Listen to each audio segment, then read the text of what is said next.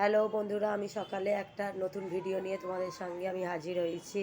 আমি দুদিন ব্লগ করিনি, কেননা আমার শরীরটা ভালো ছিল না, আর এমনিতে খুব ব্যস্তই ছিলাম। ওই জন্য সেরকম আর হয়নি, আমার সময় হয়ে উঠতে পারেনি। তো চলো তোমাদের আগে বাইরেটা আগে দেখিয়ে দিই। দিয়েই 9টার সময় ঘুম থেকেই উঠলাম, যেহেতু আজকে স্কুল নেই বলে। তো তপস্যার বাবাই দেখো চিংড়ি মাছ নিয়ে এসছে। আজকে ওগুলা একটা বার্থডে আছে, ওই জন্য আর এবলা আর বললাম যে মাংস আনতে হবে না, তুমি একটু চিংড়ি মাছ নিয়ে এসো। এই দেখো, মানে আলোতে ভালো বুঝতে পারা যাচ্ছে না। এই দেখো চিংড়ি মাছ, দেখতে পাচ্ছ কিনা জানি না, চিংড়ি মাছ।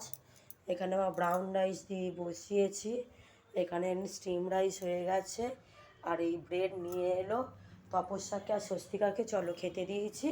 আর ওর বাবা যাবে, সেই তোমাদেরকে বলি না যে আমাদের এখানে সমুদ্র আছে, বাপাল্লা বলে একটা জায়গার নাম আছে, সেইখানে যাবে আজকে মাছ কিনতে যাবে, যেহেতু আজকে সানডে বলে ওই জন্য। আর এই জামা কাপড়গুলো কালকে মেশিনে কেচে শুকনো করতে দিয়েছিল, সব শুকনো হয়ে গেছে।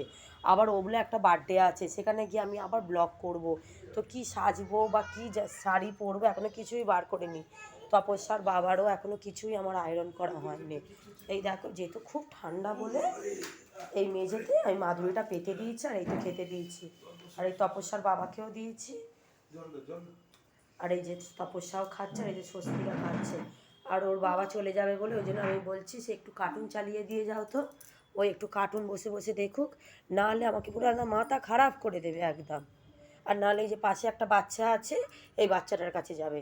গেলে তো খুব ভালো, কিন্তু ওর তো শরীরটা ভালো নেই, ওই জন্য আজকে আর আমি ওকে ভাবছি যে আর পাঠাবো না, যেহেতু ওর শরীরটা ভালো নেই। সে গেলেই তিনজন মিলে বদমাইশ করবে। চলো দাঁড়া, ওর বাবার জন্য একটা জলের বোতল নিয়ে যাই। আর আমি এখনও অবধি কিছু খাইনি, এর বাবা আগে বেরিয়ে যাক, একে আগে খাওয়াই, তারপরে ধীরে সুস্থে আমি খাবো। আর আজকে আমি একটু মাথায় একটা পেঁয়াজের রস মাখবো, শ্যাম্পু করব, সেটা আমি শেয়ার করব তোমাদের সঙ্গে। হ্যাঁ, এই দেখো না,